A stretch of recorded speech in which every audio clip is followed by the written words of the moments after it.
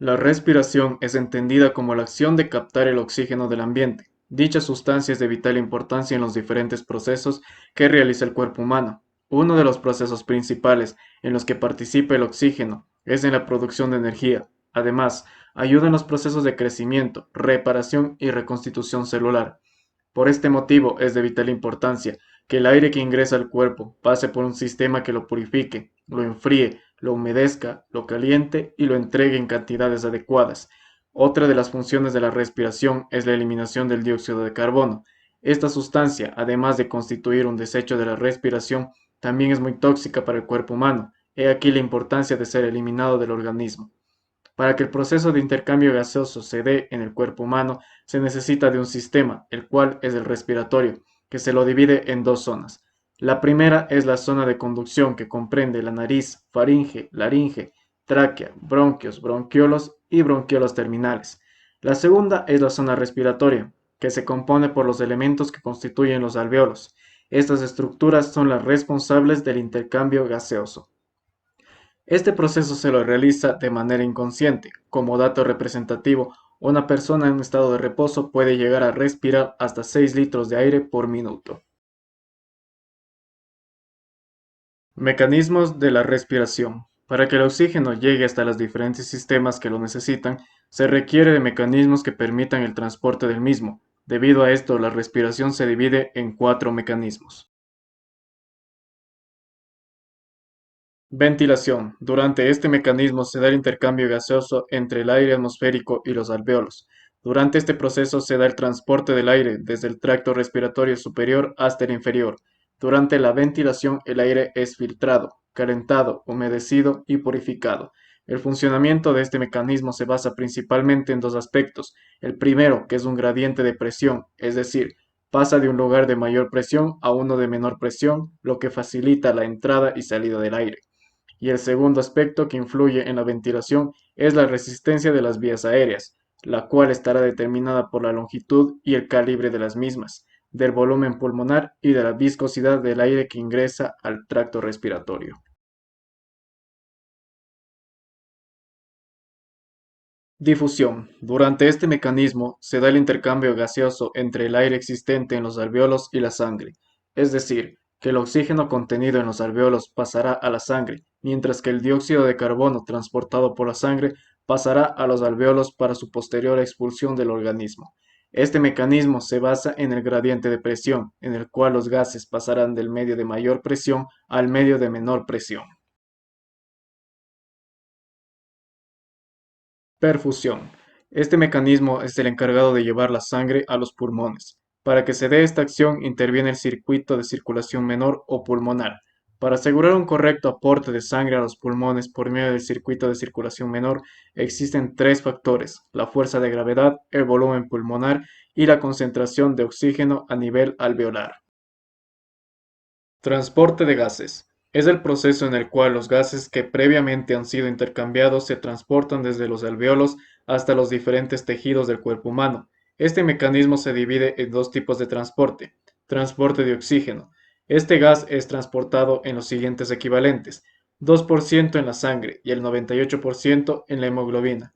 Para el transporte de oxígeno se establece que una molécula de hemoglobina transporta 4 moléculas de oxígeno. Transporte de dióxido de carbono. Este gas es transportado en el organismo en los siguientes equivalentes: 3% disuelto en la sangre y un 5% en la hemoglobina, y en mayor parte es transportado en forma de ácido carbónico, que se sintetiza en hidrogeniones, que son los responsables de determinar el pH, siendo el valor de 7,4 el normal. La concentración de este gas en la sangre es de suma importancia, ya que mantiene el equilibrio ácido-base en el organismo. Ciclo respiratorio. Este ciclo representa las acciones que realiza el cuerpo para permitir que el aire ingrese y salga del organismo. El ciclo está comprendido en tres fases. Reposo. Durante esta fase no se permite la entrada ni la salida del aire del organismo, ya que no se da la contracción del diafragma y los músculos de inspiración se encuentran en un estado de reposo. Durante esta fase también se distingue que los diámetros torácicos se encuentran en posición anatómica, Debido a estas condiciones, se da una igualdad entre la presión existente en el interior de los pulmones y la presión atmosférica. Expiración. En esta fase se da el ingreso del aire del ambiente al interior del cuerpo humano para ser aprovechado para los diferentes procesos vitales del organismo. En esta fase se da una contracción del diafragma y de los músculos inspiratorios. Además, los tres diámetros torácicos aumentan debido a estas acciones. El volumen interno de los pulmones aumenta, generando una presión negativa en los mismos. Esta presión facilitará la entrada del aire.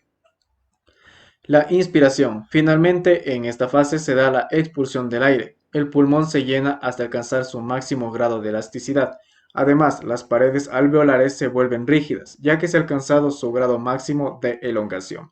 Estas condiciones generan una fuerza de retracción. Esta fuerza, a su vez, disminuye los diámetros pulmonares, generando una presión positiva que facilitará la salida del dióxido de carbono del organismo.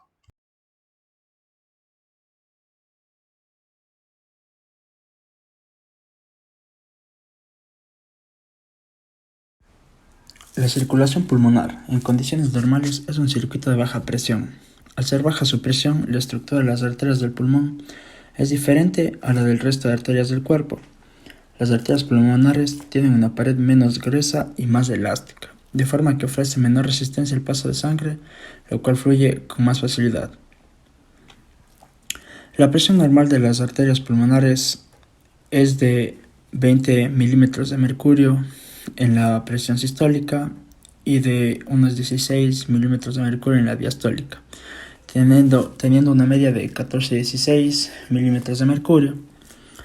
La presión normal en las arterias que va del cuerpo es de 120 milímetros de mercurio la sistólica y de 80 milímetros de mercurio la diastólica, teniendo una media de 90-100. La hipertensión pulmonar es la situación circulatoria en la que la presión de las arterias pulmonares supera los 25 milímetros de mercurio, cuando lo normal no debería superar los 16 milímetros de mercurio. Esta situación es secundaria al engrosamiento de las paredes de las arterias pulmonares, que estrechan su luz dificultando el paso de la sangre a su través. Este igual exige al corazón derecho un sobreesfuerzo para que la sangre pase a través de estas arterias pulmonares estrechas. El sobreesfuerzo mantenido en el ventrículo derecho acaba agotando el corazón y como consecuencia aparecen síntomas de insuficiencia cardíaca derecha.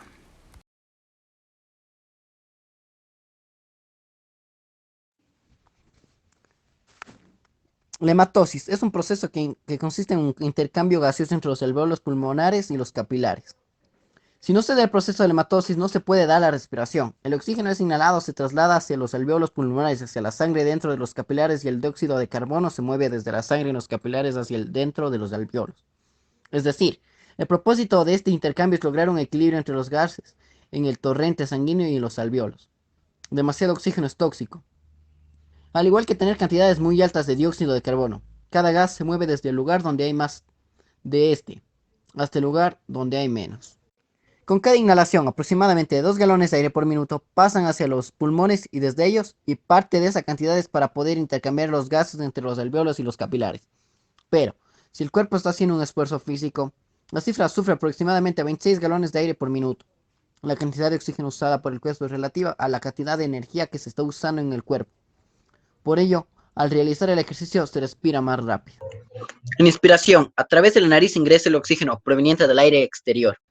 Se da el trayecto pasando por la faringe, la tráquea, los bronquios y los pulmones. Así este oxígeno llega a los alvéolos y pasa por las venas pulmonares. Desde aquí, llega el corazón y realiza el trayecto de la circulación mayor hacia todas las células del organismo. Cada una de estas células realiza su metabolismo y envía el CO2 hacia el corazón por las venas cavas. Luego la sangre pasa a la arteria pulmonar, el dióxido de carbono pasa a los alvéolos y es eliminado en la expiración. Este es el ciclo de la hematosis.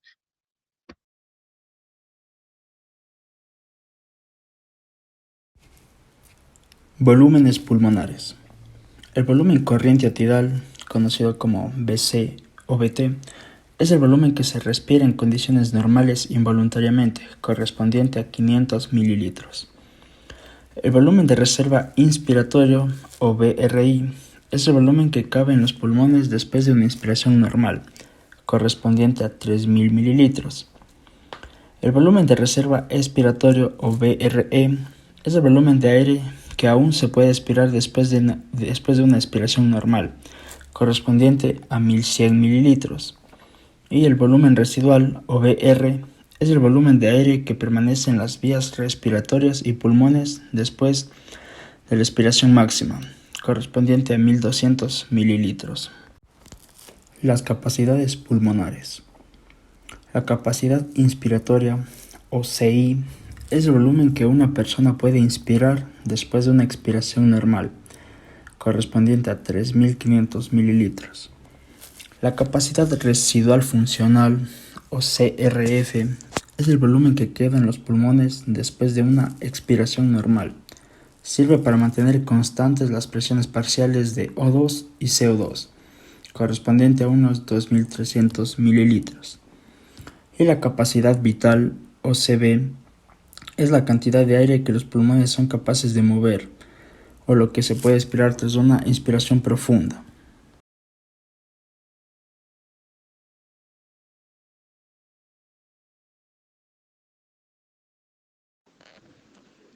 Control nervioso de la respiración. La respiración es iniciada de manera espontánea en el sistema nervioso central. Un ciclo de inspiración y expiración es generado de forma automática por neuronas situadas en el tallo encefálico, y por lo general la respiración ocurre sin un inicio consciente de la inspiración y la expiración. Este ciclo de inspiración y expiración generado de manera espontánea puede ser modificado, alterado o incluso temporalmente suprimido por diversos mecanismos, los cuales comprenden reflejos que surgen en los pulmones, vías respiratorias y el sistema cardiovascular. La información proveniente de receptores que están en contacto con el líquido cefalorraquídeo y órdenes que provienen de centros superiores del cerebro, como el hipotálamo, los centros del habla, otras áreas de la corteza cerebral.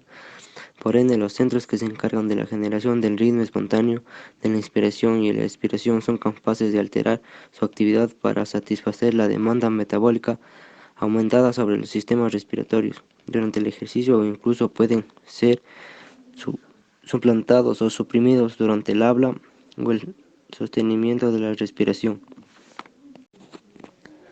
Regulación nerviosa de la función respiratoria. Genera el ritmo respiratorio basal. Procesan la información de los sensores y modifican en consecuencia su nivel de actividad. Los experimentos de transición a distintos niveles permitieron concluir que los centros encargados del control automático del ritmo respiratorio está localizado en el tronco encefálico. En función de estos resultados se habla de centro neumostáxico, parte rostral de la protuberancia, centro amnéstico, parte ventral. El centro neumostáxico está compuesto por neuronas que se agrupan en dos núcleos situados en la parte rostral. Primer núcleo, núcleo parabraquial medial. Segundo núcleo, núcleo de Kölliker. Su función, los centros respiratorios vulvares, pues la estimulación de las neuronas del neumostáxico desactiva la inspiración, regula el volumen inspiratorio y a consecuencia la frecuencia respiratoria, lo cual apunta hacia el hecho de que no parece participar en la génesis del ritmo respiratorio, ya que puede existir un patrón normal en su ausencia. Centro amnéstico. Su localización ística aún no está bien precisada, pero parece estar formado por una red neuronal difusa ubicada en la formación reticular de la protuberancia. Su función se estima que es el centro o lugar de proyección e integración de diferentes tipos de información aferente que pueden finalizar la inspiración. Centros vulvares. Durante la inspiración, entre dichas redes la frecuencia de disparo aumenta en varias células en distintos puntos, mientras que en la expiración otros grupos se activan. Tenemos dos grupos de núcleos, el primero respiratorio dorsal, el segundo respiratorio ventral. El grupo respiratorio dorsal Está formado por neuronas localizadas en la región dorsomedial del bulbo y forma parte del núcleo del tracto solitario. Contiene fundamentalmente neuronas inspiratorias de distintos tipos, clasificadas teniendo en cuenta que en el momento de la inspiración el que aumenta su actividad y el patrón de esta. Su distribución anatómica es más difusa que la del dorsal. Está constituido por agregados de células que se extienden longitudinalmente por el bulbo desde su zona caudal hasta la más dorsal. Se puede dividir en tres regiones. Parte caudal: controlan los músculos respiratorios intercostales y abdominales. Respiración forzada. Parte intermedia: coordinan la actividad de los músculos respiratorios con el control de la resistencia de las vías aéreas superiores. Parte rostral: se localiza en la densidad del núcleo retrofacial e incluye una densa población de neuronas que se agrupan y forman el llamado complejo de Pöttinger.